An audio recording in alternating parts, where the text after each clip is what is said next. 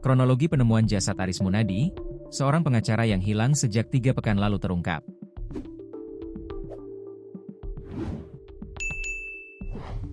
Rupanya aparat lebih dahulu menangkap beberapa orang yang diduga terlibat dalam hilangnya anggota DPC Peradi Purwokerto tersebut.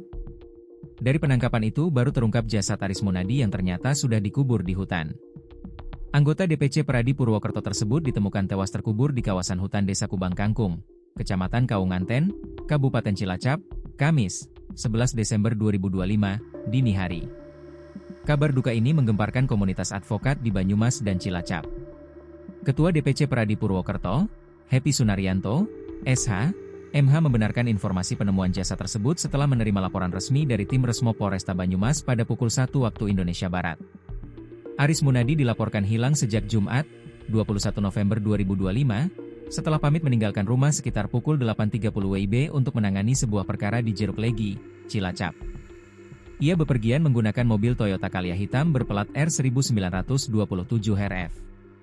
Karena tak kunjung kembali hingga lebih dari 3x24 jam, istrinya, Sdri Nenden, didampingi Pusat Bantuan Hukum, PBH, Peradi Purwokerto, akhirnya membuat laporan resmi ke SPKT Polresta Banyumas pada Selasa, 25 November 2025.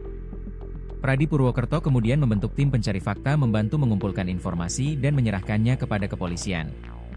Arah penyelidikan mulai terkuak setelah mobil korban ditemukan terparkir rapi dalam kondisi terkunci di Desa Mekarsari, Kecamatan Kutowinangun, Kabupaten Kebumen, pada Jumat, 28 November 2025. Penemuan ini menjadi titik balik bagi koordinasi intensif antara DPC Peradi Purwokerto, Kasat Reskrim, tim Resmo Polresta Banyumas, serta Polresta Cilacap, hingga akhirnya mengerucut pada identifikasi para terduga pelaku. Pada Rabu, 10 Desember 2025, sekitar pukul 23 WIB, tim gabungan berhasil mengamankan beberapa orang yang diduga terlibat dalam kasus ini.